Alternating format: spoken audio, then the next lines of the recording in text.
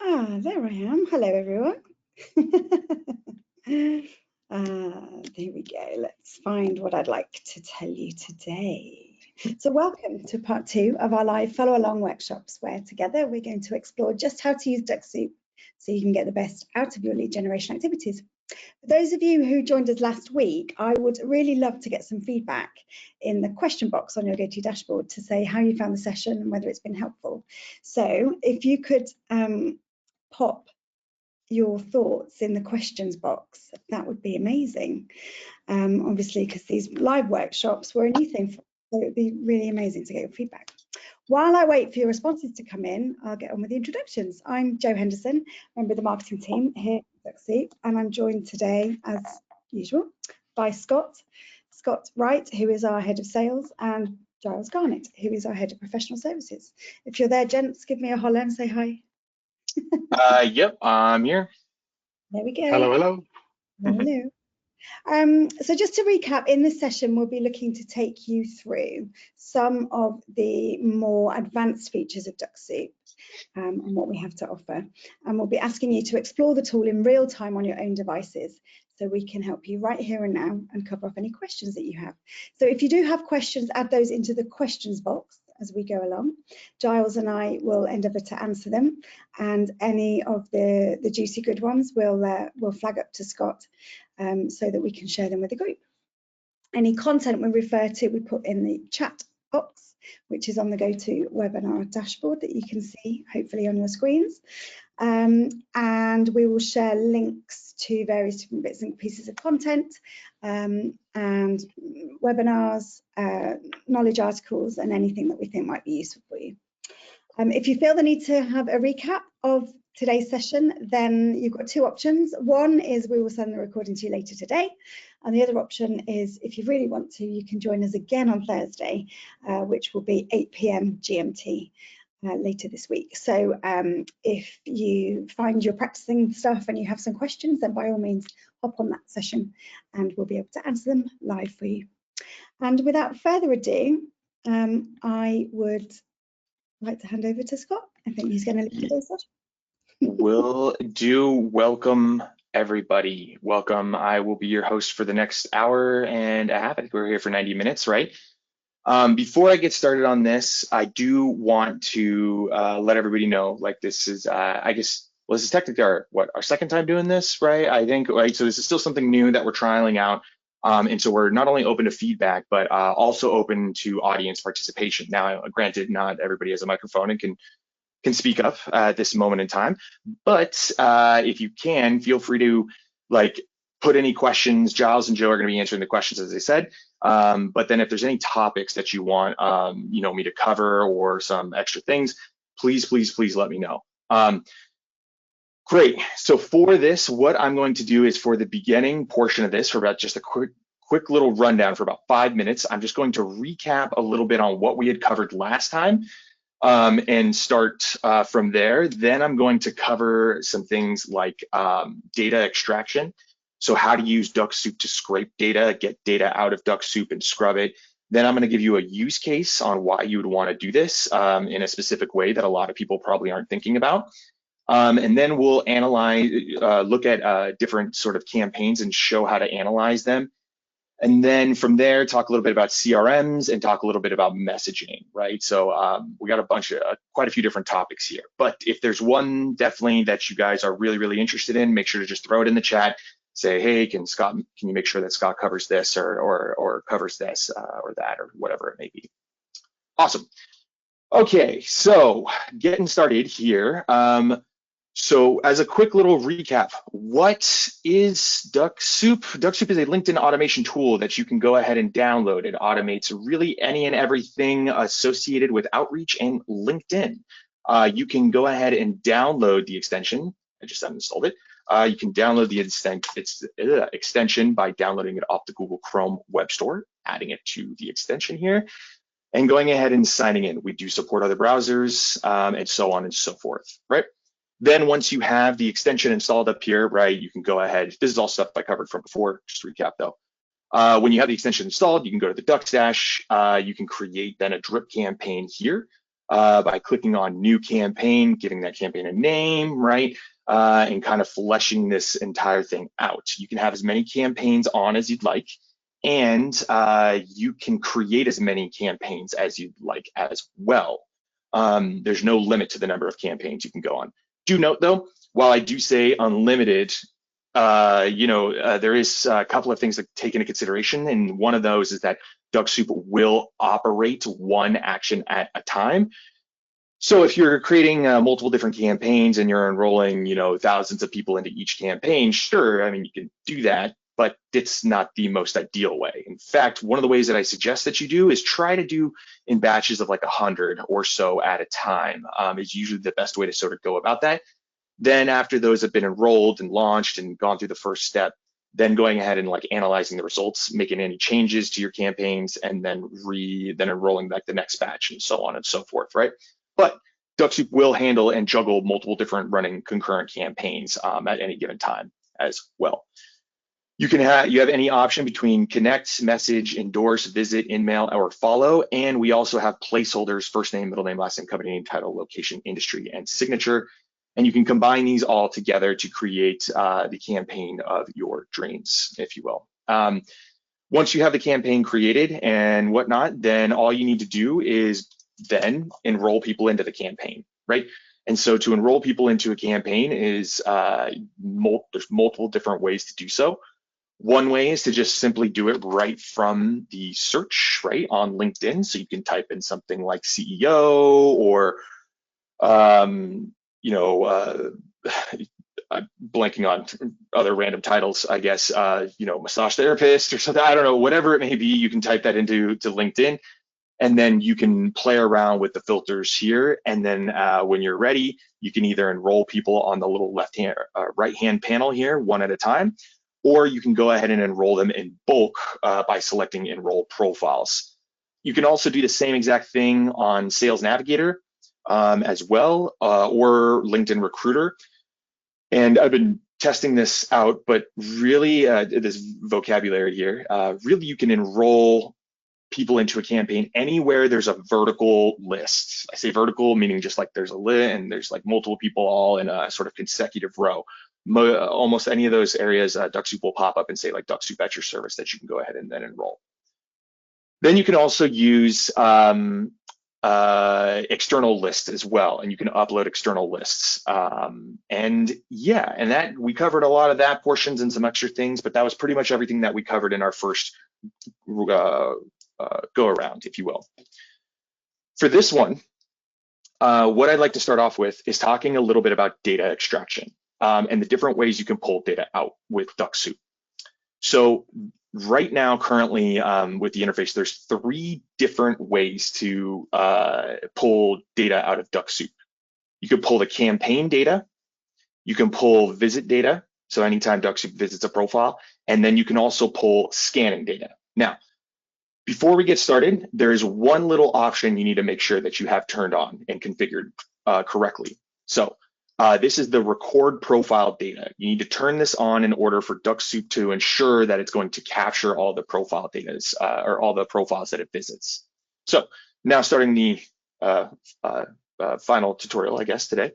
If you guys can, if you want to follow me along, to turn on the record profile data, you're going to click on the extension in the top right-hand corner of the screen, and you're going to click on the options button right below.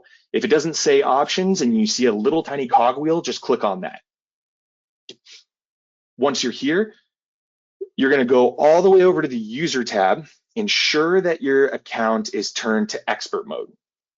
Okay, so for those who don't have that there, make sure you go to the user tab, turn it to expert mode. Once that is there, then you should have all these these tabs open for you, and you can click on the browser tab at the very far right-hand corner of the screen and ensure that the record profile data is turned on. So make sure that that's toggled on for what we're about to do. Great, so recapping that, you click on the extension, you click on the little cogwheel, and if you look for the browser tab, if you don't see the browser tab, it's because you need to put your account into expert mode. It's like putting your Crocs in sport mode. I say that joke every time. I don't know if it hits or not. But anyways, then from there, you can select browser and then go ahead and ensure that record profile data is on. Now that that is turned on, right, what Dux Soup is going to do is anytime that it visits a profile, right, it will record the entire information associated with that profile. And then anytime it's scanning profiles as well, it will record that as well, right? Great. Now that we've done that, let's go ahead and try out visiting data and scanning data and see what they look like and export it, right? So next, what we'll do is go to a search. Go ahead and just go to regular LinkedIn. This works on Sales Nav. This can work on Recruiter. This works in a lot of different areas, but we're just going to do it on a search for this time. And go ahead and pull up just any type of search. It really doesn't matter. We're not going to be sending out connection requests or really any of that type of thing. We're just going to be gathering some data from the people. And if you want to follow me, you can type in CEO and just have this search sort of appear. Cool. And I'll give a couple of minutes to catch up for everybody to catch up here. So we're covering the differences between visiting and scanning.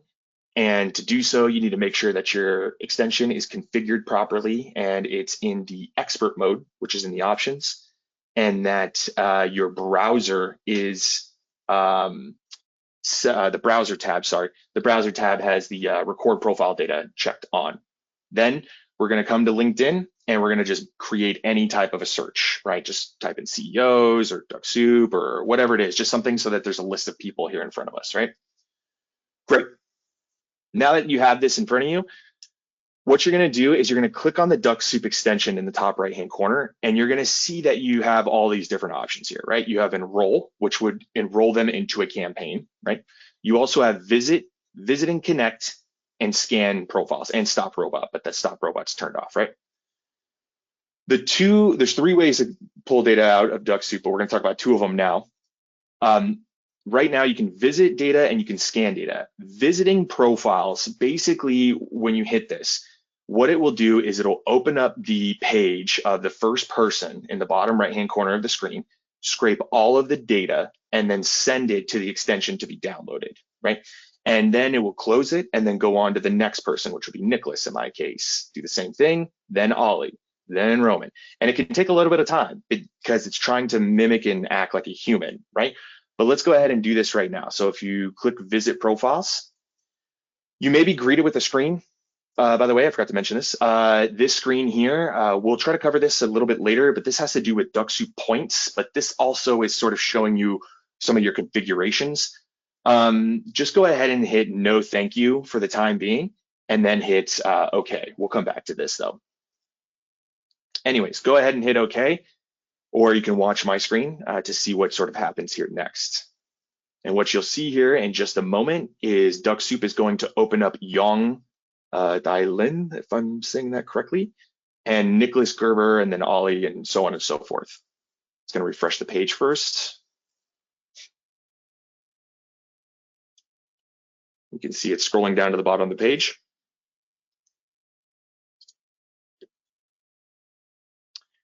It may take another second. Remember that Dux Soup is designed to mimic human behavior, right? So it will take random intervals depending on your account and where it's at and what it's doing. So it may be 30 seconds, maybe it could be 16, it could be this, it could be whatever. So notice in the bottom right-hand corner of the screen, you can see like a little mini-me version of the profile being opened, and Dux Soup is sort of scanning through that, right? It's scraping all the data. And notice that my extension up here, there's a little number, it might be hard for some people to see, but it says 3. It was 2 just a second ago. It's 3 now because it scraped all the data from Yong's profile, right? So it's scraping all of that, and then it's going to close, and it's going to go on to the next person. And so we'll let this go on to the next person as well. And we'll let it scrape like 2 profiles, 2 or 3. Really quickly, just so we get at least a somewhat of a decent sample size of people.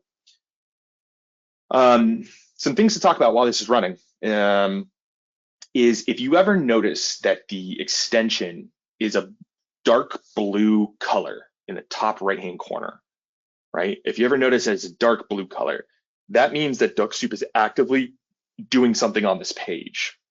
And so you shouldn't touch anything on the page, right? So for example, if I go to another tab, which you do not need to be on the tab, by the way, you can navigate to a different tab very easily. And this will still run just like it normally would. So if I go to another tab, notice how it's this dark turquoise, or sorry, not dark, but this turquoise color, right? That's because it's not doing anything currently. But if I go to this tab, you can see it's a dark blue. That means it's actually taking some sort of an action on there. So, yep. And so you can see it's scraping. And so let it scrape until you got about 3 profiles, maybe 4, something like that to some degree, right? So it grabs a couple of profiles. I'll let it finish on this last one. Let it finish, should be finished there. There we go. And that looks good. Okay, fantastic.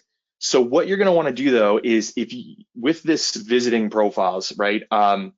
It will just continue to go until you basically tell it to stop or it hits the planner, which is in your options. So in the options, again, up here at the top, you can adjust the planner, right? So it will, adjust based on this as well. So if it does hit midnight tonight, then technically it'll stop.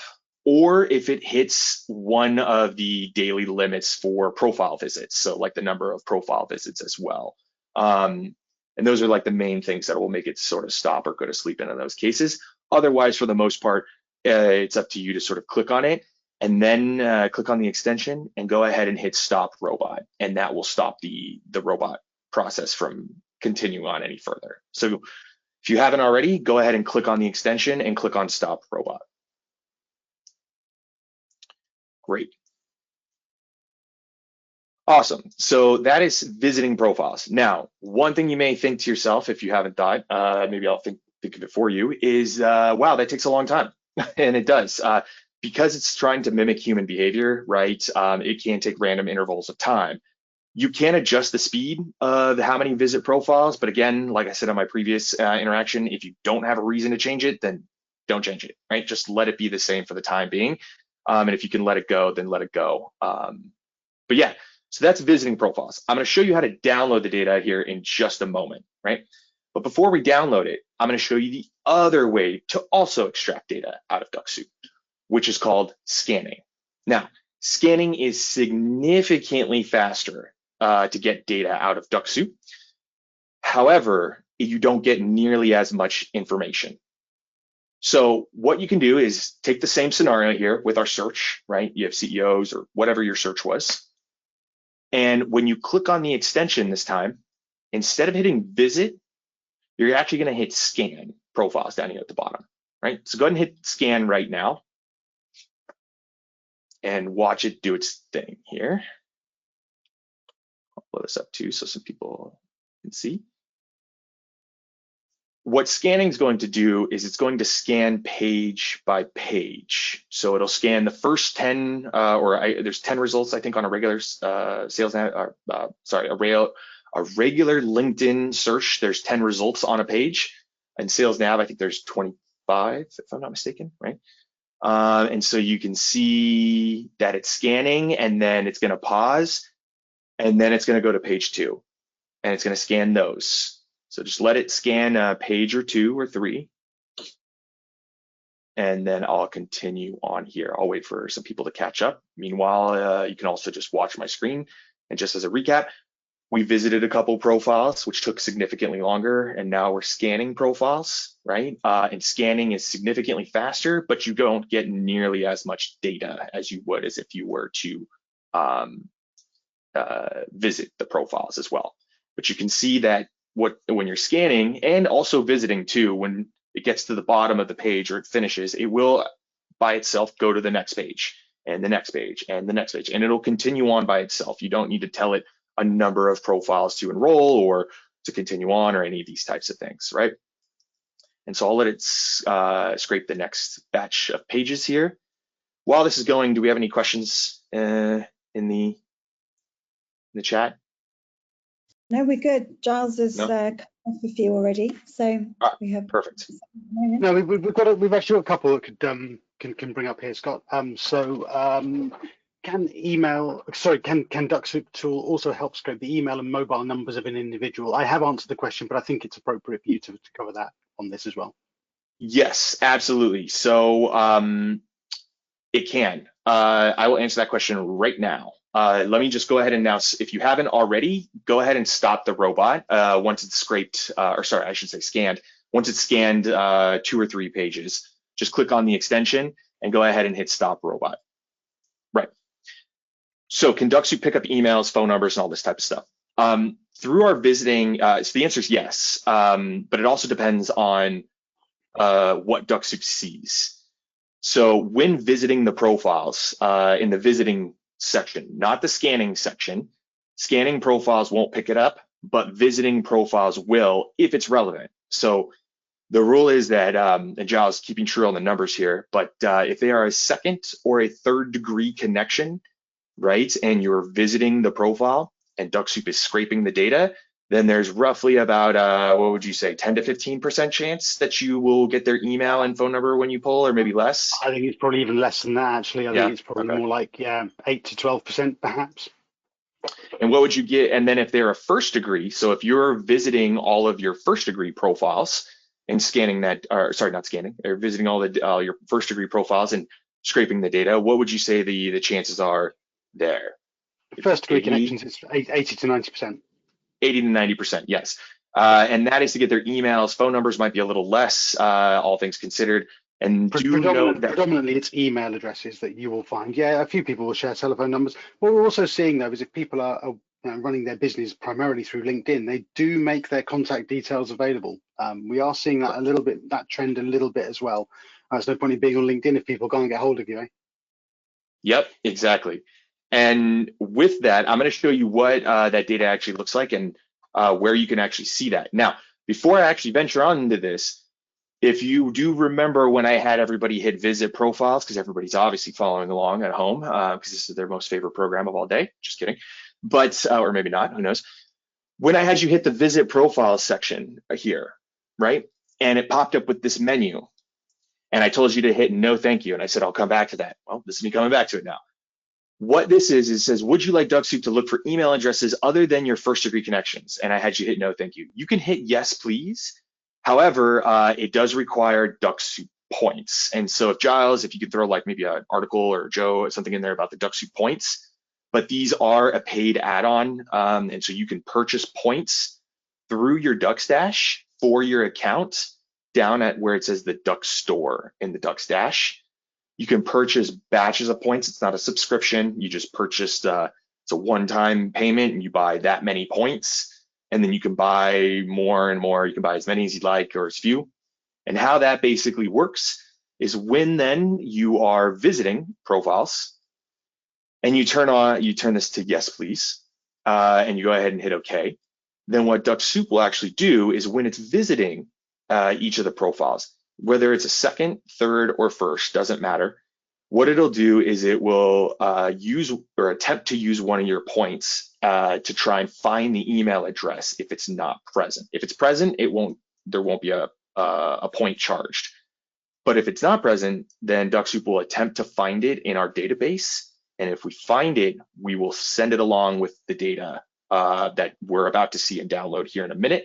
And then we will deduct 1 point from you upon finding a successful email on that case, right?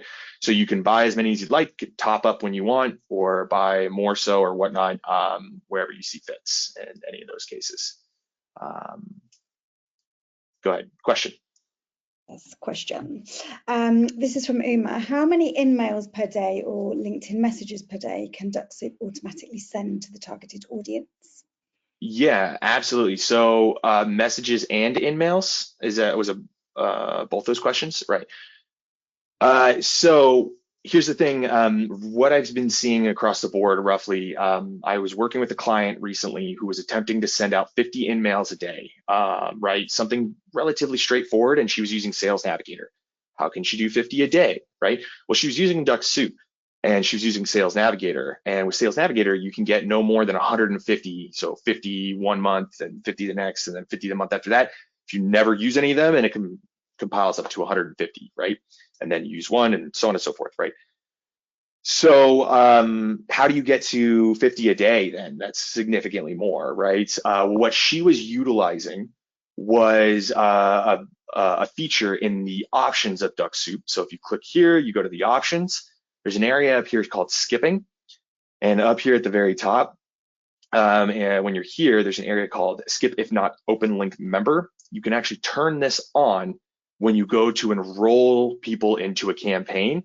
And what Dux Soup will do is it will only send out in-mails to people who are open link members, which doesn't require an in-mail credit. Now, I share that with you to say, what we found with her when she was doing this is she hit a wall with LinkedIn at a point that was roughly, we were doing some math, was roughly about 800 in-mails a month is what she saw. Now, we've had reports across the board with people doing more than that. We've had people doing less than that. Recently, I was doing a little bit of research and was seeing that some people on other forums and sites associated with LinkedIn and lead generation, showing that you could send out about outside of the normal credit allotted amount that you get, right, which is 150 a month, unless you let it accrue to 150, then is roughly about 800 is what I've been seeing across the board. But we have had people say that it's more and have had people say that it's less. Now, it is important to remember that if somebody replies back to your in-mail, you also get that as like a credit back to you. And so the better written your in-mails are, the better you're going to get that interaction and be able to potentially send more. But a portion of this will lie under that variable that only LinkedIn will know to some degree. But what we've seen in terms of reports is 800 approximately. And that's to open link members outside of the normal in-mail credits that you're sort of adjusting for. Thanks, Scott. I've also added into the chat for everybody the LinkedIn safety article, which shows you, talks about the best practices and the volumes, the LinkedIn limits, which again talks about the volumes of actions and activity on your account, and also in-mails. So you can have a look at that as well. Thanks. Yep, and with direct messages, I didn't touch on this one, but you can send out quite a few hundred. These with in-mails, that's a little bit more specific because that means you have a paid version of LinkedIn, right? So you have Sales Navigator or Recruiter, most likely. Those numbers are actually, by the way, they're also different if you're using Recruiter. They're significantly more because you could buy as many in-mail credits as your heart pleases, and Dux Soup works on Recruiter as well. But with messages, direct messages to your first degree connections, right? With those, you can usually send in the realm of a few hundred, right, per day. But this also does play a factor into whether or not you have a premium subscription to LinkedIn, right? Premium career, premium business, or Sales Navigator, right?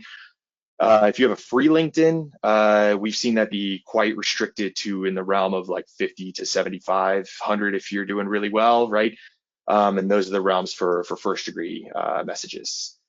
And there's also other restrictions when it comes to free profiles in general. LinkedIn just wants to put the threshold down. You can only send like 5 personalized invitations a month, meaning like you put in a message in your connection message.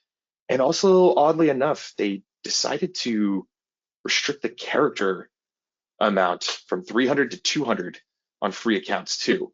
Which I'm like, that's such a weird flex, LinkedIn. Why did you have to, is it not enough that you had to do 5 in-mails a month? You had to also restrict the character limit from 300 to 200, but hey, whatever, you get the idea. So, but yeah, hopefully that answers your question, and take a look at the articles that have been provided in the chat there. Great questions. Great, coming back to our scheduled program of some of the data that we scanned and the differences between scanning and visiting and exporting that data out and what that looks like. So I ran a scan and I ran a visit, and just as a reminder, so visit, if you visit a profile, it takes significantly longer, but it does open the profile, scrapes everything in the profile, and then it closes, moves on to the next person, and it continues on, right, until you tell it to stop or it runs out of contacts. Scanning is significantly faster and goes page by page, but you get a lot less data. The email, phone number, instant message, all of that information, all that great stuff is going to be in the visit data when you're downloading that aspect, right? So now let's download it, right? What does that look like? To download that data, you click on the extension and you're gonna see a button that says download data. If you don't see that button for whatever reason, It could be because maybe you're on like a regular page like this. You may not see it here. You have to be on a LinkedIn page. So you have to be on a LinkedIn page here to be able to see the download data button. I'm actually not entirely sure why that is. Just I've known it since 2017 since I've been using Dux Soup.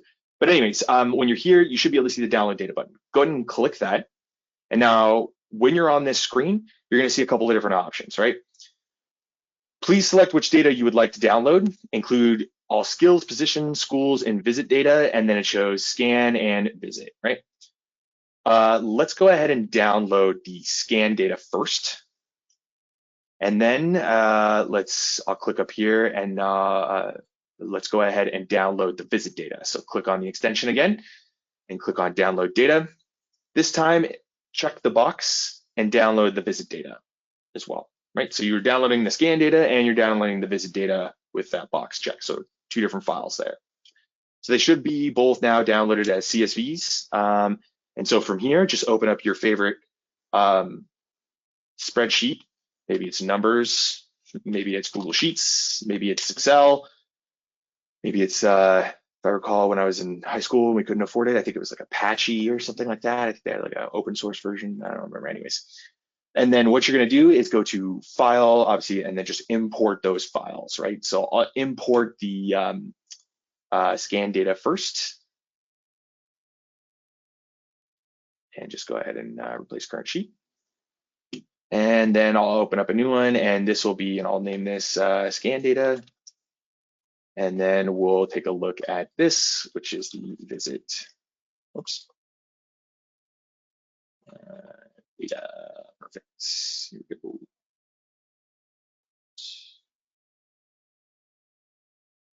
And I think it's this one, yeah.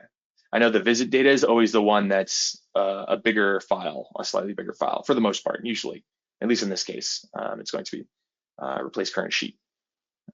All right, fantastic. So here's the different 2 out of the 3 ways you can get data out of Dux Soup, right?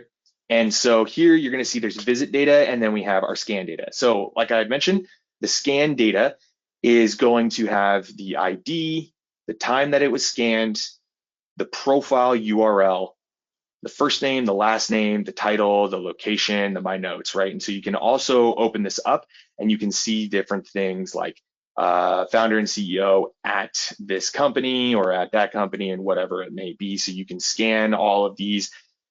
And then what you're able to do is, get a little bit more information, scrub it for different purposes, upload it into a CRM, break it up how you'd like, or so on and so forth. Then there's the visit data. And so if I click on the visit data, you can see it's significantly more. I get visit time, I get the profile, I get the sales nav profile, even though I was scraping it from inside of regular LinkedIn. Recruiter, if you have Recruiter, the profile picture as well, I have a funny story about that actually, of somebody using that for lead generation, but that's for another time. Using this with ChatGPT to target people who have male pattern baldness is a really interesting example. Maybe we'll talk about this on another another one. But anyways, then you'll see the degree of the person at that moment of when you were visiting their profile. And then you'll see the first name, middle name, last name, the number of connections at that given time. Remember, this is all static, right? So it was at the moment of scraping it. You'll see the summary, all right? So their profile summary, if it's relevant, and in there, their title, from, company, LinkedIn URL, the website, personal website, if it exists, right? So a lot of people put that in there as like rather than a resume, they'll have their personal website. Then you can see I got 1 email out of these that I did scan. So I did get 1 email out of here. I didn't get any phone numbers on this one. Instant message, like their Skype. So if they did sign up with Skype or something like that. Also their Twitter handles, again, if they did use that to insert location, industry, tags, which will come more in handy a little bit later on because these are the Dux Soup tags, the system tags that Dux Soup sort of applies automatically when enrolling people into a campaign. Notes, if you had any notes for the person. And then skills, and it goes through skill 1, 2, 3, all the way, and it also does positions, extended positions. high schools, universities, graduations, when they started, when they ended, all of that, and so on and so forth, right? So it's quite extensive in terms of the information that you're able to get out of this versus the scan data, which is a lot more surface level data for it to be done. Cool. I'm going to pause here before I go on to use cases of why you'd want to use scanning in certain circumstances over visiting and some other cases. But any questions before I move on? No, it's all quiet on the question front at the moment. Nothing, Awesome. nothing coming in. A couple of questions around comparing us with other tools, comparing Dux Soup with other tools, and we pointed towards a couple of our blog posts around Dux Soup and safety and how we believe that yeah, the tried and tested methodology of Dux Soup is one of the safest ways to do automation. I like to always say this, we are going to hit our 10-year mark in January, I think, right? No, January? Partway through next year. Oh, okay. I'm a couple months off. Well, we're almost 10 years. We're going on 10 years, right? 10 years strong, and many competitors have come and many competitors have gone, right? And we're still striving on here just fine. Aren't planning on going anywhere. Great. So coming back to this. So why would you the scanning data? Okay, cool, but I don't get all the information. I only get some of the information. Also, some of this is combined. So you do get slightly different information when you scan in different areas. For example, if you're in a Sales Navigator search, right? So for everybody on the call who has Sales Navigator, and you scan here, when you scan this data, you actually get a little bit more structured data, and you'll actually get the company name as well when you scan, which is great. And you'll get the title. And so I can demonstrate that here for all these, but I know not everybody on this call is meant to be for everybody. So I know not everybody has Sales Navigator, but you'll get a lot more information. But you can really start to scan anything. You can scan and you can visit really anywhere that there's again, like a vertical list.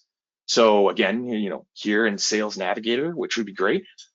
But then there's other areas of LinkedIn that a lot of people kind of maybe forget about or don't really think about, which are extremely powerful.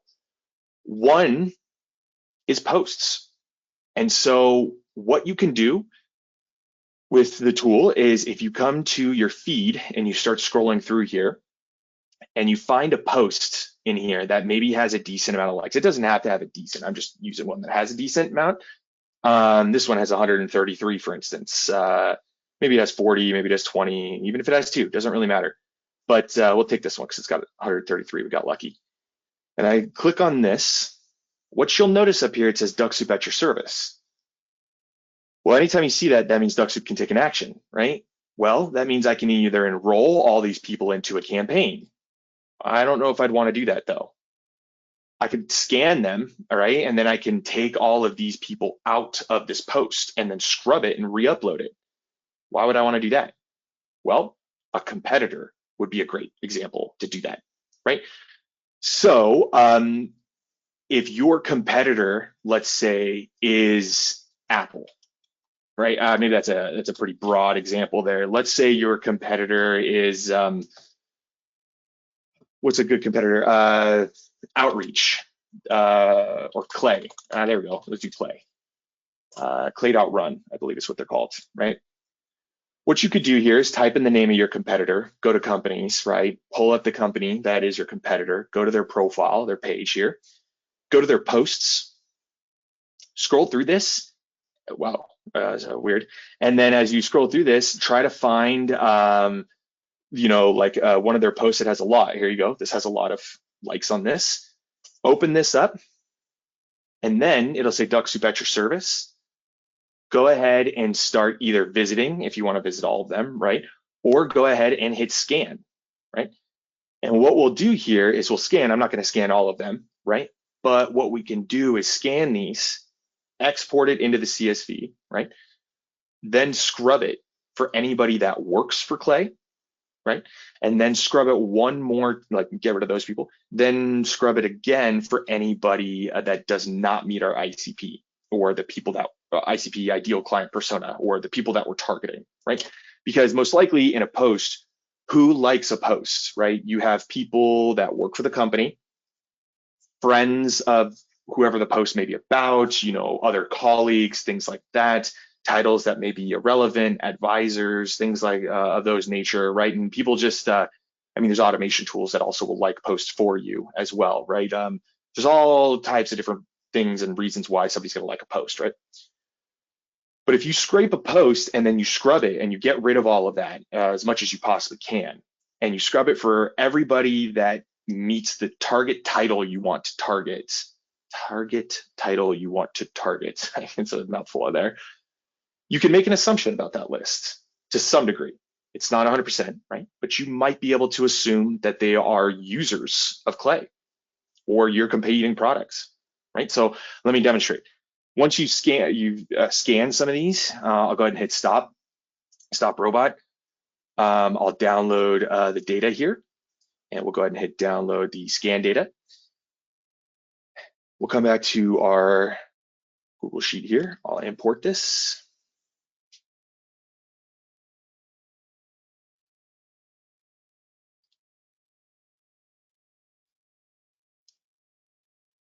Great.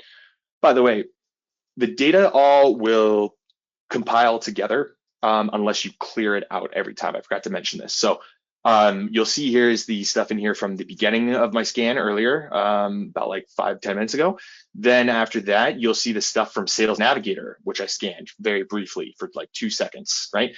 You can see it grabbed 25, so you can actually see the profiles and what that actually looks like here. So it grabs significantly more information, title, profiles, you know, and all kinds of other stuff here.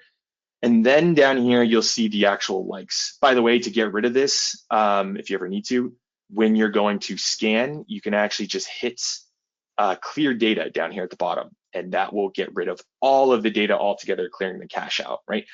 Which is a good exercise to do after you've downloaded the data that you need. Just clear it out so that it's not storing up. Giles and I have both met people who have had, you know, in the 20s and 30,000s of profiles lodged in the extension. And surprisingly, Dux Soup would work for the most part just fine. But I'm surprised to see that in a lot of these sort of cases. Questions? Highest number I've seen is 57,000. That's insane. Like imagine 57,000 profiles being cached inside of the extension. That's pretty crazy to think about. Like you're just going about your day and you're like, it's just. It slowed everything down to such a point we just had to clear it out in the end. We couldn't do anything else.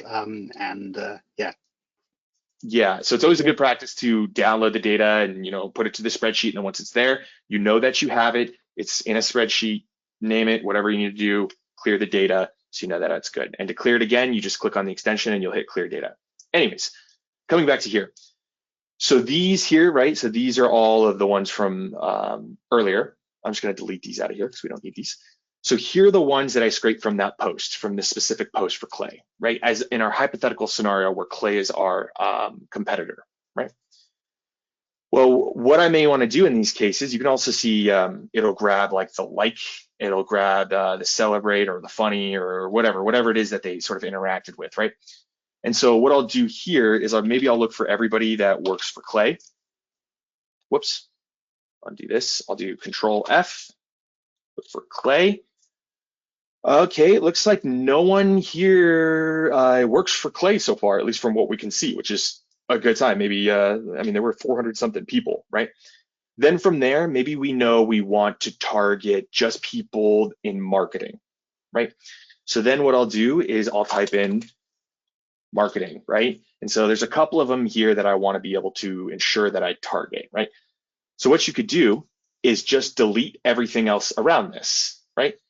This is simple Excel jockey work, if you will, of being able to, you know, organize the spreadsheet however you'd like. But ideally what we're doing here, I know I'm probably deleting some people that are probably relevant, but I think for the most part, people will understand where I'm going with this. The idea is that we're scrubbing this for anybody that we don't want to target, right? Then from here, we have a list of people we do want to target in theory. With these, we can make an assumption they use Clay, right? Because they don't work for the company. And on top of that, you know, that we want to target marketers, and you know, they like that post and we're all about it. So now what we could do is we could actually build our campaign around that to some degree. So we could go to the Dux Dash here and go to the drip campaigns. Again, how do we go to the Dux Dash? Click on the extension, click on Dux Dash down here at the bottom, unless you have it open already, right? Then go to your drip campaigns and you can create a new campaign, right? And your campaign can look something along the lines of like, hey, first name, sometimes it can be a little creepy if you say, hey, I noticed you liked this post. That's a little weird sometimes. I feel like that could come off a little, ugh, I'm not too sure about that one. However, I think you could say maybe some things that you know your competitor doesn't do. Let's say you know that Clay doesn't have a certain integration that you know that you do offer in comparison, right? Then what you could do in your campaign is be, you know, hey, first name, always looking to connect with others in the space, yada, yada, yada, so on and so forth. Then in your follow-up message, you can say like, thanks for the connection, first name, and then do something like, curious, do you use, let's say the integration that you can do over Clay is, I don't know, HubSpot, like you can do a HubSpot integration and Clay can't. I think Clay can't, but you get the idea. Be like, curious, have you ever tried using Clay before? Further, don't judge me on spelling, I'm just freestyling here, if you will. Further, have you ever connected something like that to a CRM like HubSpot, right? This is sort of an indirect way, don't judge my spelling, please, but this is sort of an indirect way, basically saying, you know, hey, I'm using some external source that is leading me to the direction that where you may use Clay, but I can't say for sure. So instead, I'm going to maybe ask that in the format of a question by saying, curious, have you ever tried using Clay before, right? And then further, have you ever connected some type of a CRM like HubSpot before, knowing that they most likely are using Clay, and because you know that Clay can't do HubSpot. Now, remember, I'm just using this as a hypothetical. Clay for sure. I think I'm almost positive they can use HubSpot, right? And from here, this question though, right, that you're asking, this gets into a little bit of like messaging theory that I like to talk about. And Giles and Joe both know that I could talk for hours on this type of thing, but I'll keep it short for this one because we have a lot of stuff to cover. But this sort of goes, what I like to call is like asking questions that are qualifying in nature, but that lead to better results because you're not acting like spam, right? You're using intelligence inside of LinkedIn to help influence your messaging effectively. And so here, right, this is going to stand out most likely from other messages that come and saying, hey, my name's Scott, I work for, you know, this company, we do this, and this is what we're all about. Here's my Calendly, book some time, right? Everybody's got that. That's a bunch of spam all day long, right? This is actually being a little bit more thoughtful and putting some thought in and doing a little bit of research, then and understanding your audience and leveraging, you know, a resource inside of LinkedIn to help influence your messaging. And you're using Dux Soup to scrape the posts and scrub that and do this. You can do this for all kinds of different things, right? As a hypothetical, we recently announced a Fresh Sales, which is another CRM. We announced a Fresh Sales integration. I did the exact same thing. I went on to Freshworks's here, their account. I went to their posts and I scraped a bunch of their posts and I scrubbed it for everybody that works there. And then I basically made a message that said, hey, we have this, you know, I wanted to just connect. By the way, have you ever heard of Dux Soup? The reason I ask is because, you know, we just launched an integration with Fresh Sales. I was wondering if you'd ever heard of us, right? So you can start to use this for so many more things other than just like competitive analysis, right? Or competitive sort of researching in a lot of these cases. Another area that you could use this in, and I won't go as in depth on this one, but is events. So if you click on an event here, Now, there's probably some people on this call that are like, oh yeah, I forget that LinkedIn has events, right? They do. They definitely have events. And as long as you say that you're going to attend the event, you can hit show more here and you can click on, I guess I'll just hit see all.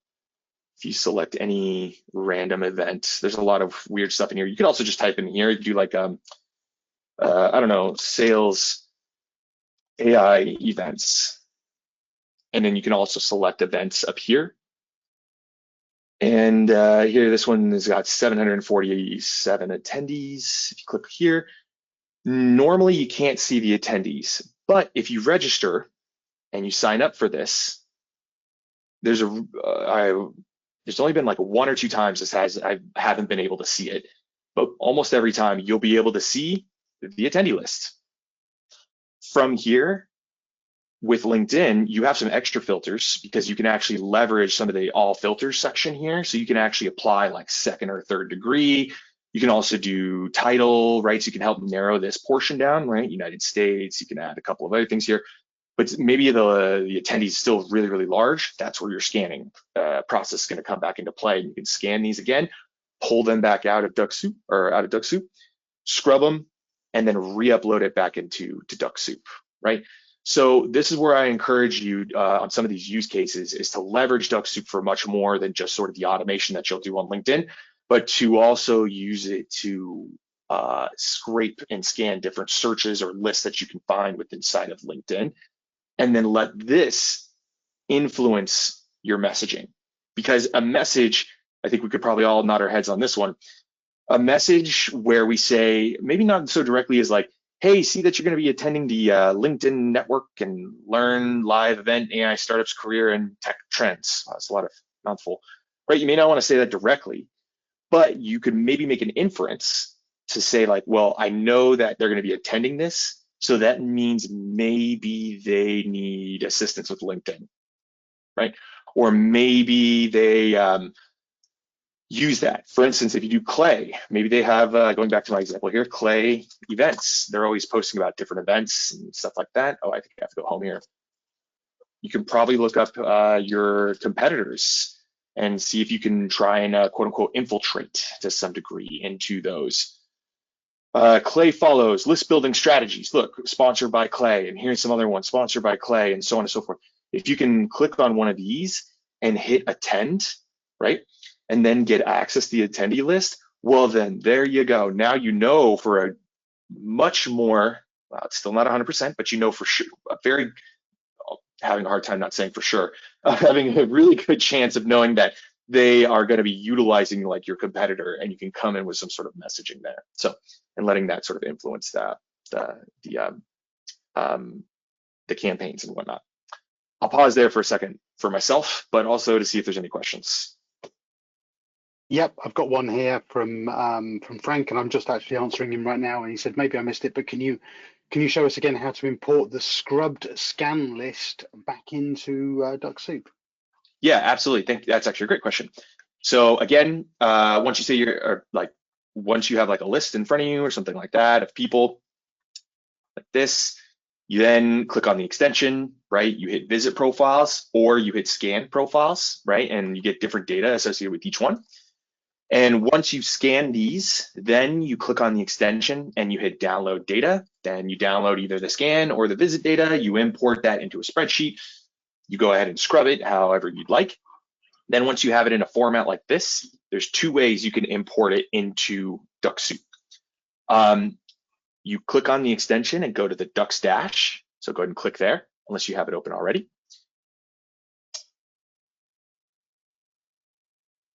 Then on the left-hand side, you see drip campaigns, and then you see funnel flow. Go to funnel flow. And don't worry about any of the parameters that are up there. By the way, the funnel flow is the dashboard for any of those just joining us for all intents and purposes. And it doesn't matter which one, but over right above the funnel, you'll see these 4 blue buttons: enroll from clipboard, enroll from file, copy all, and copy. And what you'll do is you can do either enroll from clipboard or enroll from file, right? So you can do the entire file. If you're going to do that, though, I just recommend, like, after you've scrubbed it, make sure you download this as a new file, right? And then upload that one, or you can just copy these directly to your clipboard and just do enroll from clipboard, which is super nifty. It saves it's like cutting milliseconds off a corner in F1. You're gonna start watching F1. Looks like a cool sport to watch. But anyways, and then you can just hit enroll profiles. So yeah. Anyways. Thanks for that. That's cool. I've also put a link into the chat so everyone can see how that works as well. Perfect. This is actually great. I love this question because now it leads to the third method of how you can export data out of Dux Soup, which is to copy campaign data. So this is the other way. Now this data is a little bit more specific exactly to Dux Soup, right?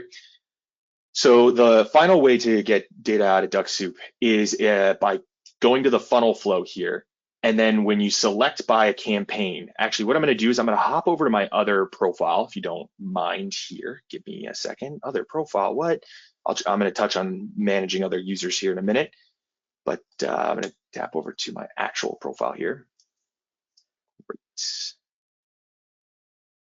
Perfect. So on our funnel flow, you can go ahead and select a campaign and then you can export it. So you can export either campaign specific data, so just data specific to one campaign, data specific to a specific time range, right? Because remember, you can have multiple campaigns running at once, right? So follow-ups may be going on your previous campaign while you're sending out invites on a one that you had just created, right? So you can alter in between those. Really, it's up to you. However you want to dice this up, you can do all or time frame, however it is that you want to sort of set this up. Then from here, in this case, I'll just select a specific campaign and then I'll do my time range being all time. So this is a campaign that I did, I actually did really run. And from here, you have a couple different options to export this data right out of Dux Soup. You can copy the individual section here. So if I want to copy all of the respondents, right, you hit copy and then you can select the column that you'd like, right? So if I want all the respondents here, then I can go to a Google Sheet and quite literally just paste that data in here. And here's all 100 and whatever it is, 184, right? Or if you'd like, you can actually just hit copy all, and that will copy everything from here all the way down, regardless of however you have this sort of set up, right? So you could copy that. So this should have 1,141 profiles in here. Let's see. 1,190. Because it did bring in some of the ones that were failed but did attempt but maybe didn't go through in certain circumstances and a few other things in there. But for the most part, yes. So it will bring in all of that information, all associated with that exact campaign. Now, this campaign data, again, you don't get email, right? You don't get some of this other information. What you just get is the profile ID, first name, last name. You get the URL, then you get the title, company, industry, location, the column of where they're at in the funnel, and then you get the Dux Soup tag, right? And the tag is sort of the story of what Dux Soup did on that person, right? So it enrolled, it invited, they accepted, it sent out the first follow-up, and then it looks like they got qualified in at that point as well. So this is the third way that you could pull data out. And the reason you may want to pull this data out was one is it's always good to just quickly yank this data out of spreadsheets for various different reasons. But also is because you can re-upload this. So let's say this actual campaign from Recruiter 3, I don't think I've even launched it in the last 3 months. I could be wrong. Let's see. I think it's been a really long time since I've launched this campaign.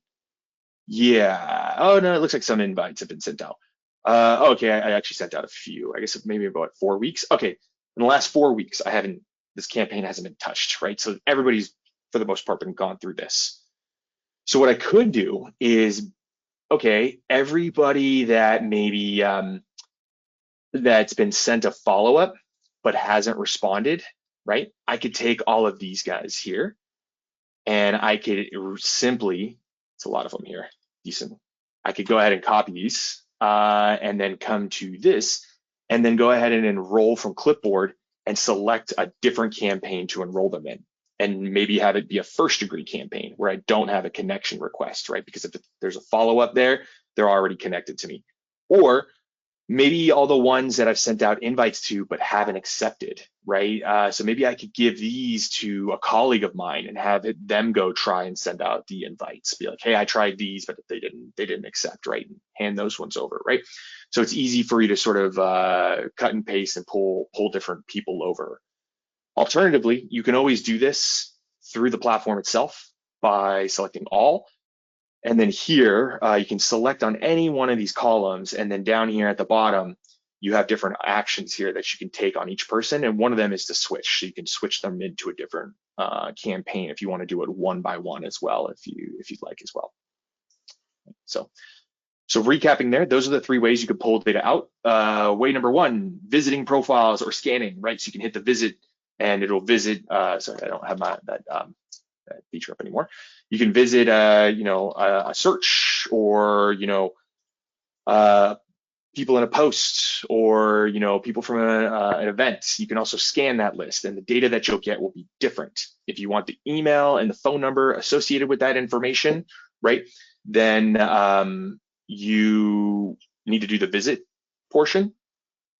And there's not a guarantee that you'll get the email or the phone number. But if they're a first degree connection of yours, so if you maybe set this and make it first degree, there's a very good chance you'll at least get the email, maybe not the phone number and some other stuff, but you should get a lot of good juicy information there. You can also visit and or scan from different areas like events or posts or groups. If you're a part of a group as well, you can do that. People who attend your newsletter, or maybe you work at a company that has a ton of different followers, like over a couple thousand, right? You can go and visit all of those and extract the data as well from any of those types of areas. Then the last, then you can pull it into a Google spreadsheet, cut it up how you'd like, re-enroll it into Dux Soup, and use that as you please. The last way is that you can then also pull the campaign data out at any given time by just hitting copy from a specific section or copy all from all the data sections there. Any questions? No? Nada, no. No? No? No. Nothing new at the moment, no. Giles, anything you'd add?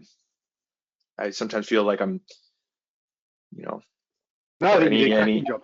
No, absolutely. Okay. I think it's all looked great. I think when you're using Dux Soup in this manner, being able to see all of this data, being able to have access to this very simply is fantastic. Of course, the next step being our integrations, which are beyond this as well, because that's when you can start to really exploit other platforms in your tech stack, whatever that may be. But I think from a perspective of handling data and playing around with the CSV files, being able to build custom lists, the whole thing is about building good quality lists, your profile, your good quality lists, your campaign content, and making yourself as visible as possible on LinkedIn, if that's how you're going to get people to visit you. Well said.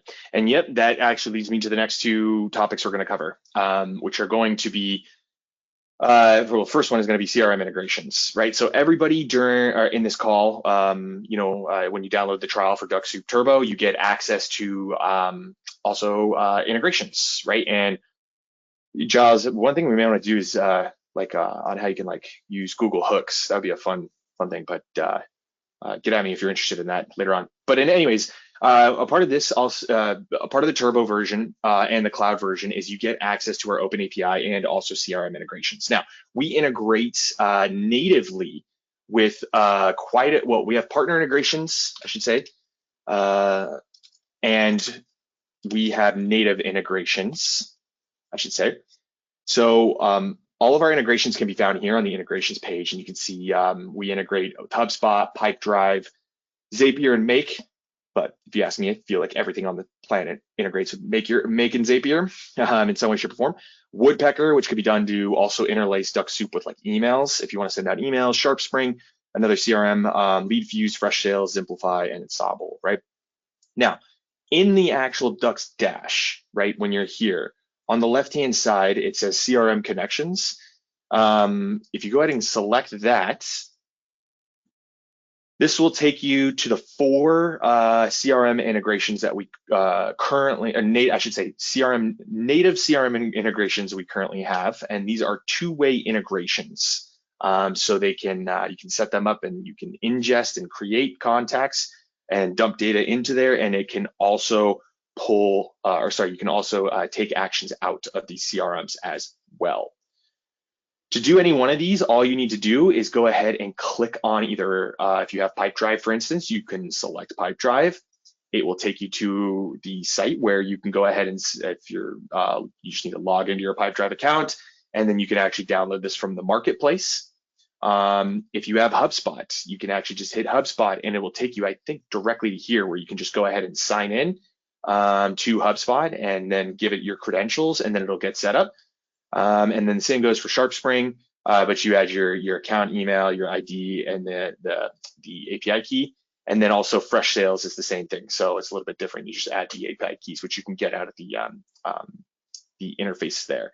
And we are, hopefully I could say it, it's not announced yet, but we have a very big CRM coming. One of the biggest ones that exists in the world that starts with SF, but I'll leave that there.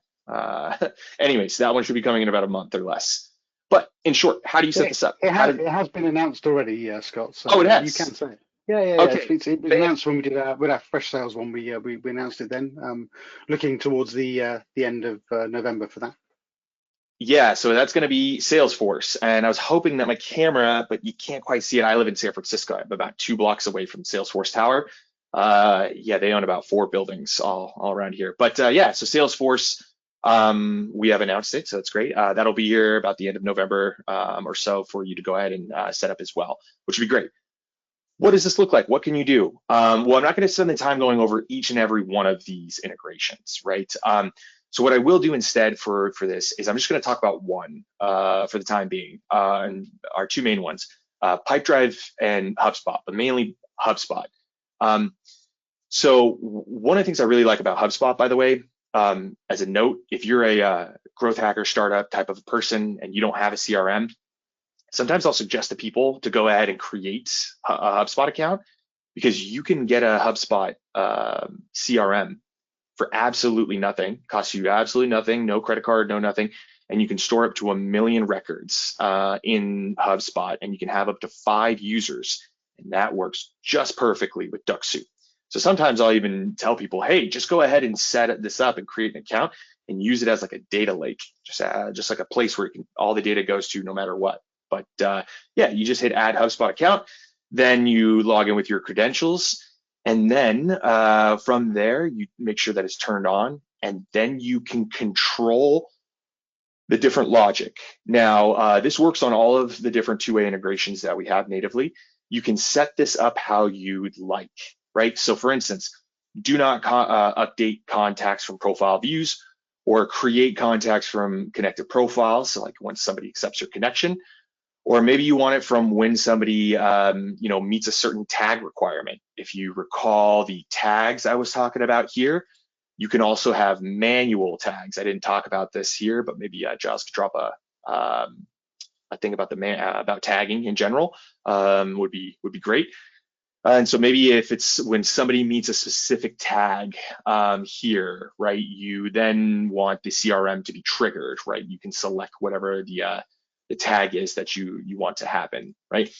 And then maybe you want it to be, oh, not only that, but you want them to also accept your connection and be tagged and meet these different criteria.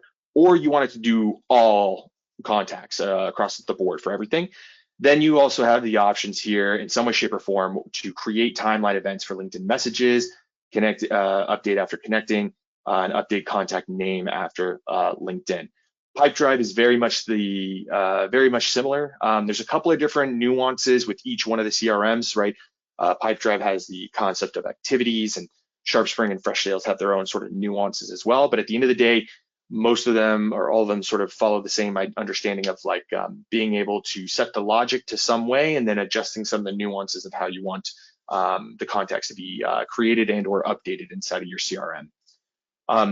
In these, with HubSpot at least, but with all the other ones as well, and with Salesforce coming. What it looks like, at least in HubSpot, is it will create the contact. You can also, it will bring in the conversation history for the contact in some way, shape, or form for Pipedrive or for these other ones as well. It will update the contact as well, so it'll update any tags. It will update, you know, the degree, when they accept connections, things like that. All these stuff will update dynamically.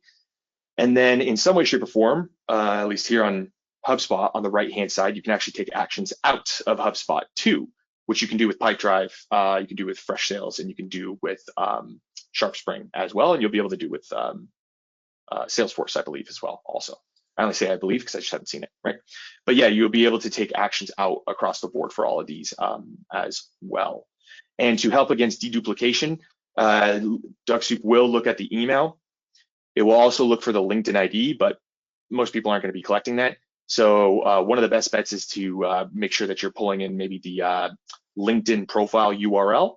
And one thing I try to encourage people to do is maybe, like, if you know you're going to launch a list in some way, shape, or form, is maybe put that list inside of your CRM first and make sure the LinkedIn profile exists. Set up your Dux Soup account or your integration, and then that way when it's conducting outreach, it's only updating any of the records rather than creating any duplicates. But if you run into that, we have articles and how-tos on that, and you can always get in touch with our support team to assist in some of these scenarios and cases. Awesome. Any questions there? We've got a couple of questions just about a couple of other plans. Sure. Vishwanath has asked, do we know anything about SalesMind AI? Which I know that I don't. I do not. SalesMind AI, I've never heard of it, but I was. So, Yeah, it's not one I'm familiar with either. They're based in Singapore, and it's a relatively new one. Yeah. So you might have to go and do a bit of Google searching on that one, Vishwanath. And the other one was around Apollo from Sebastian. Do we have an integration with Apollo? We don't have a native integration with Apollo, right? Unfortunately. However, we do have a native integration with Zapier and also Make.com, right? And so Zapier, for those who don't know, and Make are basically ways for you to connect and integrate different tools together without you having to be an engineer in some way, shape, or form. And so there's the concept of like triggers and actions. Make has a slightly different, same concept though. So you can have your trigger be something like Dux Soup, right? And then you want it to maybe listen for something, and then you can have Apollo be your action, right? So maybe every time a response comes in, you want it to go to Apollo. Maybe vice versa, right? You want Apollo, you want this step to be Apollo as your trigger, and then you want your next step here to be Dux Soup, right? And so maybe, and you can configure this to maybe in Apollo. I mean, it could be all kinds of different things, right? It meets a certain field requirement, or completes a sequence, or emails found, or whatever it is. There's all kinds of different combinations that you can sort of build with Zapier and Dux Soup as well across the board. And I think it was SalesMind AI, right? I was trying to see if that was in here. Yeah. SalesMind AI. Try without the space between sales and mind. SalesMind. Oh, no space here. Yeah. No.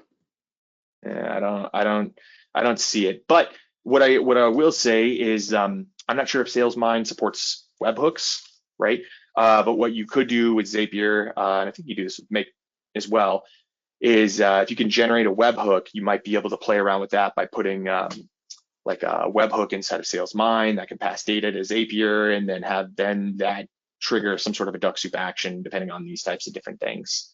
And so maybe we put the information about webhooks and Dux Soup in there as well. And that can really, with your mind and a webhook, you can really connect the entire world across the board. You can really connect to anything. Well, Any other one last questions? question, a second, Scott, very, very quickly from Luis. What was his question? Does the turbo version integrate with Pipedrive or just the cloud version? And shall I answer that? Go for it. Yeah, so all our integrations are available on both turbo and cloud. Pro version is a standalone, it's sort of like a standalone simple version of Dux Soup. The turbo and cloud versions both give access to all of the API functionality and the integrations, and of course the campaign options that we've been talking about primarily during the course of these couple of webinars. Correct. And the Pro version does not. So yeah, the Pro version does not have these integrations and whatnot. The Turbo and the Cloud version do. And so those are the main versions to sort of go from on that sort of area. Right. So that said, I got one last thing to talk about, which is a little bit of a shift here. I want to talk a little bit about analyzing your metrics and how to sort of analyze metrics. And then I want to end that sort of as a overall discussion about campaigns in general, kind of going back to leveraging different lists and stuff like that to customize your messaging, right? So I'm going to use an exact example that actually happened, that I actually used, and I'll walk you through my entire thought process here, because I think it might be useful for a lot of people. So in this example that I'm about to show you, that I already ran and I have data for, in fact, you already saw some of it. What I wanted to do in this case is Scott, right, the head of sales here at Dux Soup, wanted to target recruiters on LinkedIn. Why? I wanted to target them so that I could go ahead and see if they've heard about Dux Soup, right? And so what I did there is I said, okay, who do I want to target specifically though? Like, do I want to go after these people, those people, whatnot? I decided that I want to target directors of staffing and recruiting. So like director level recruiters at organizations. The reason being is that directors have more pull when it comes to budgeting, that type of a thing, and they can get it for their team.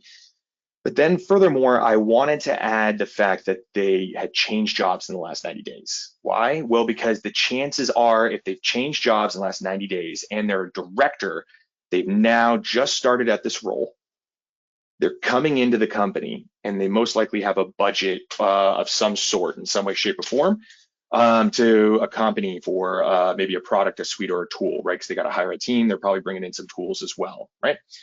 That was my thinking behind that.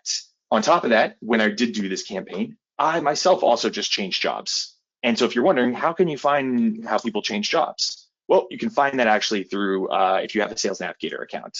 Currently, I do believe that's the only way you can do it right now. And so I put that in here as the job title, right? I think I did seniority level was director, and then job title was recruiter and whatnot. Then I put change jobs in the last 90 days, right? And with the assumption of all those things. On top of that, I had just changed jobs when I launched this campaign. So we both sort of had that in common, and I thought that could be my entryway into that. So I combined all that together, and this is what my campaign looked like. My campaign looked like this. Hi, first name, congrats on the new role. Here, let me blow this up. Hi, first name, congrats on the new role. I've also taken up the reins here at Dux Soup, trying to get a sense of the use of automation on LinkedIn, especially in recruiting. Would love to get your thoughts and connect. Right, so I'm not trying to sell anything specifically. I'm just trying to connect with them and LinkedIn and automation. And I also meant to mention directors of staffing and recruiting are most likely to be known. They're aware to some degree, most likely, of LinkedIn automation because they're so familiar with LinkedIn as well, right? So they're most likely familiar to some degree. So once that happens, then my follow-up message is going to be something like, thanks for the connection, first name. How's the new role been going for you so far? A little facetious, but I do want to know. Then curious, have you ever tried any LinkedIn automation before? That's my money question, right? So that's going to be my basis question that I want to circle back to. Then sometimes I may add this at the bottom. I may not, depending on how I want to roll. But I say like automation's been around, but many have struggled with it to get it working in the ways that they want. It's finicky or whatnot. It can these types of things, right? I may add that. I may not, depending on my audience. In this case, I did add that. Right? Sometimes I may just leave it as one question, just like this. Then my follow-up message number 2, I normally have this going out about 3 days later and 4 hours. And this one, it just says, it's just like a one-line question that usually I normally don't actually say, have you ever heard of Dux Soup? The only reason I have is because a lot of people have heard of us in this area and space, but sometimes I'll ask something that's maybe a little bit irrelevant, but relevant. What do I mean by that? I sound like a paradox, but I mean like, maybe you say something like, hey, out of curiosity, do you think AI will in the far future will ever replace the need for a human recruiter, right? I'm just using this because I want them to talk to me, right? I just want them to respond to me. Because at this point, if this message goes out, this is now my third message to them.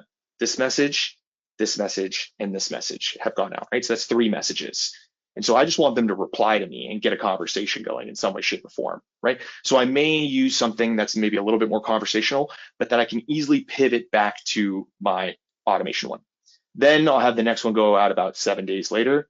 And this is my breakup message, which just says like, again, I'd greatly appreciate the addition to your network, so on and so forth, right? All of this though is well thought out to some degree, at least I like to think so, with the follow-up message number 1 being my sort of core here. By saying, curious, have you ever tried in LinkedIn automation before? There's only 3 options that somebody can do here. Is they say, yes, I have tried it, right? Then I can say, great, what was the experience? What are you using? Because I should make the assumption that they're already using it, right? Or they're gonna say, no, I've never used it. And I'm gonna be like, oh, yes, what? We have we have 80,000 users. How, what, you know what I mean? Like, and they'll reply back, I don't believe this or whatnot. And I can usually handle the objection in about 2 or 3 back and forths before now I've been able to set the meeting in these cases, get them to take a look, right? Or they don't respond, and that's the 3rd option. And if they don't respond, this will come into here. And for this, I want them to just reply to me, right? Going back to my AI one and asking this, right? If they reply to this and they, hey, you know, do you ever think AI will replace the need for human recruiters? Well, I want them to sort of just say no, right? No, of course not. Like, we're always going to need human recruiters. And, you know, they type that down. And now Dux Soup's out of the picture. They replied, right? Well, now I can respond to them and be like, yeah, totally. This AI stuff's crazy. You know what I mean? It's all over the place. Like, it's even in LinkedIn, even like automation. Automation's on LinkedIn too. Out of curiosity, have you ever tried any LinkedIn automation before? See, I'm kind of circling back to my original question there to some degree, right? And that's sort of all planned out to some level here, right? So they all kind of circle back. So this is a little bit of my sort of money question. Now, I should have told you this, guys, up front, but this is just one of the ways that I've seen most of my success over the years of doing this is by leveraging Dux Soup to be able to have conversations and get responses that I could easily pivot in 1 to 2 messages into setting the meeting and qualifying out, right? And so making sure that you're using a question here that is qualifying in nature, somewhat maybe even a little provocative, that can stand out from the rest is going to get you very, very far and get people to be like, okay, that's a different message rather than saying, hi, my name's Giles and you know, I work at this and this is what we do. Here's my Calendly if you want to book some time, right? Ask yourself, would you respond to that? No, you probably wouldn't, right? So if you could find a question that could be easily sort of transitioning back over to where you want to go, then all you got to do is manage a conversation that only has to go once or twice. Now, you don't want to ask a question that's like, hey, how's the weather in wherever you're located at, right? Because then you have to pivot that like 10 times, right, to be able to get to where you want. So you want to be thoughtful. This question also goes back to what I was saying earlier when you're scraping lists or the audience that you're targeting, right? And I think I gave a brief overview, right? If you're able to scrub this and you know that they're a part of the business, the Google Play business community, right?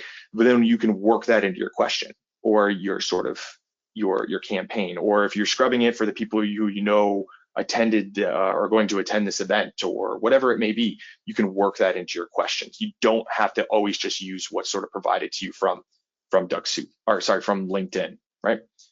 That's my messaging spiel. And to wrap up this in 6 minutes, this is what the results were. You already saw them earlier, but I'll pull them up again here.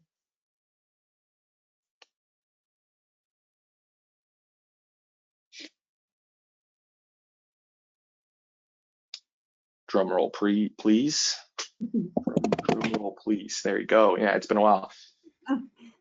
There you go. So that's, and I haven't ran this in a while. It's funny, I ran 100 and I think I had like close to a 50 or 60% acceptance rate. I think a 40% response rate. And I was just gonna leave it like that and just never touch it, right? But then I was like, let's prove that this works, right? Like, let's keep throwing more into there. And sure enough, So these are the results, right? And so you can see that these are the number of invites that have been sent out. This is the number of accepteds. This is the number of respondeds. This qualified section I actually don't use. I probably should use it more. What this basically means is you can qualify people in or out, and it moves them to this section as like a save or unsave a lead, but it also applies a tag to them that Dux Soup can sort of pick up for different purposes. And so this can be beneficial in different areas, but I don't really utilize that here, right? Giles, did you want to add something? Yes. A question? I've got some questions coming in. So Ricardo, I should probably know the answer to this. Well, fortunately we do, and I'm sure you really do know the answer to this, Ricardo, but let me ask anyways. When a prospect is on the journey through the campaign, does the campaign stop running if they respond, or does it keep going?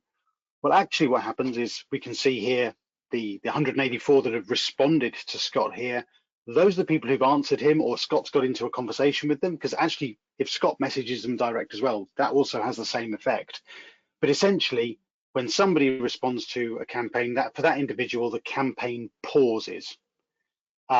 You can then overwrite that by using the continue button that you can see here on the screen, the blue button on the far left-hand side there. There you see there's the interaction between Scott and this gentleman. So yeah, by default, it pauses for that individual, and then it's up to you with regards what you do next, how you handle it from there. You continue the campaign, maybe you switch them to another campaign. If they told you to go away and leave them alone, maybe you don't enroll them, maybe you message them directly, whatever you want to do. This is the place that you have you handle those responses in Dux Soup. And this is just a reflection of what you see in your regular LinkedIn mailbox and your Sales Navigator mailbox. Dux Soup is polling all of those responses that are coming in and putting them there, making them visible there. It's a reflection of what you're seeing. So there you are, you can see it live. It's almost like we rehearsed this, Scott. So yeah, that's how it works.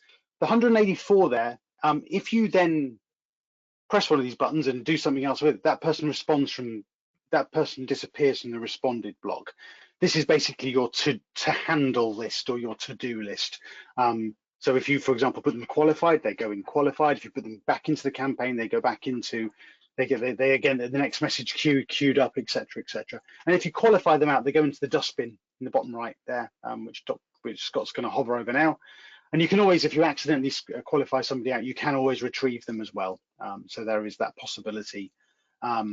Also, question from Vishwanath. If we start with Dux Soup Pro, can we upgrade to Dux Soup Turbo later? Of course you can. No. They sign it. And I thought Americans didn't do irony, or sarcasm. No, of course you can. Absolutely. Whatever version you start with Dux Soup, you can migrate up or down depending on what your preferences are. And what I'll do in a moment when I've finished speaking, I will send you a link into the chat box, which is basically an article we've got on our blog post about which Dux Soup version is right for you. It does a comparison of the different features, talks through all of that, yeah, I'll add that into the chat box in a second. Sorry, I'm just hesitating because I'm seeing another question come in from Ricardo. Why is it that my messages in LinkedIn Sales Navigator are not the same as my messages in normal LinkedIn? I'll leave that one to Scott to answer maybe while I stick on the comparison article. When you're creating, and that was Ricardo, correct? Ricardo, when you are creating your campaign in here, right, you probably have in your campaign name and whatnot, you probably have the target set to Sales Navigator, which, okay, that's totally fine and whatnot. But when you go to then enroll and launch, and Giles, keep me true here, then what will happen is the connection requests, right, will be sent out on regular LinkedIn, but the follow-ups will go out, or sorry, vice versa. The connection requests will be sent out through Sales Navigator and the follow-ups will be sent out through regular LinkedIn, correct, Giles? Sorry, I was typing. No, you're good. Multitask. So a connection request would go out in Sales Navigator. And yeah, depending upon where that connection request is accepted, will determine what happens next. Now, remember that a lot of your targets may not have Sales Navigator. And to be honest, it sometimes feels like it's at LinkedIn's whim as to where your follow-up messages go. But there are certain actions that can only be carried out in one platform or the other. Endorsements can only happen in regular LinkedIn. You can only follow profiles in regular LinkedIn. There are a few other bits and pieces as well. But yeah, hopefully that answers the question. Yeah, and that as a pro tip or something, if I may, the LinkedIn Sales Navigator, the ability for us to support that is actually huge. The inbox, though, I mean, just in my years, I've been an SDR, I've been in sales for many years before, Dux Soup and whatnot, and I always hated that there was two separate mailboxes. It always bugged the hurt out of me, right? Anyways, I personally use Sales Navigator almost on a daily basis and enroll people into a Sales Navigator search or list from there, and I use it religiously. But I have almost every single time my target for Dux Soup for all my inboxes, I have to go to my regular account. That's just a preference thing that I prefer, because then I know that all the messages are going to be here in the messaging, and I can also check them on my phone. Now, granted, there's a Sales Nav app, but yeah. I digress. It's all optional. I have met some people that like to sort of keep them separate because they can sort of see some of the conversations happen inside of Sales Nav there. Great. Other questions? I'm going to dive on in now. No, I don't think there are any more questions, and I'm very conscious of time. So I wanted to jump in here and just let everyone know that we're rerunning this on the 14th, which is in 2 days' time. Yes. Following that, the 26th of November, Tuesday 26th, we'll be looking at kicking off the festive season, helping you to create and spread good cheer through the medium of LinkedIn. So we'll be keeping to a shorter session, about 30 minutes, and we'll just look at some free tools to help you generate that holiday visual messaging examples for your personalized greeting, helping you to generate your first degree list of prospects so that you can obviously auto send everything to them. I've already added the link in the chat, but just in case you've missed it, I'll add it in again here. And the other thing to mention is our Black Friday deal. So until the end of this month, we are... oh, sorry, there you go. Yeah, just pop that up, then I can make sure I'm reading the right stuff. We're giving everybody who takes up, moves from the trial to take up a plan, 24% off. So that's across all plans, all new plans, all subscriptions, and all upgrades as well. It ends on the 30th of November. And if you're paying annually, you'll get 24% off that annual figure. If you're paying monthly, you'll get 24% off that first month. So the code is there for you. I've added that into the chat as well. Just scroll back a couple of, let me add it in again if that helps anybody. And I think all that's left to say then really is a big thank you to everyone for joining us. A big thank you to Scott and Giles for their support. Let me just pop this code in again. There's the Black Friday code. If you grab that, everybody, then once you've finished with your free trial, you can decide what you want to do. But if you haven't grabbed it, then you'll have missed it, because we're not going to put that code anywhere else, I don't think. When you're going through the, just to end on that, when you're going through the sign up, right, you can sign up through the browser here when you hit buy now, or sometimes you maybe it may prompt you in the app itself to go ahead and purchase. Just know that where you put in the coupon, it'll pop up here in a second. It says add coupon, and that's where you'd go ahead and paste in the information for that code, and it'll take action. Perfect. I don't know why it's not loading for mine, but you get the idea. Great. Yeah, I think we're all good. Yeah, no more questions. So thank you for attending, everybody. I hope it's been helpful. And you're going to go and get in that pool now, Scott.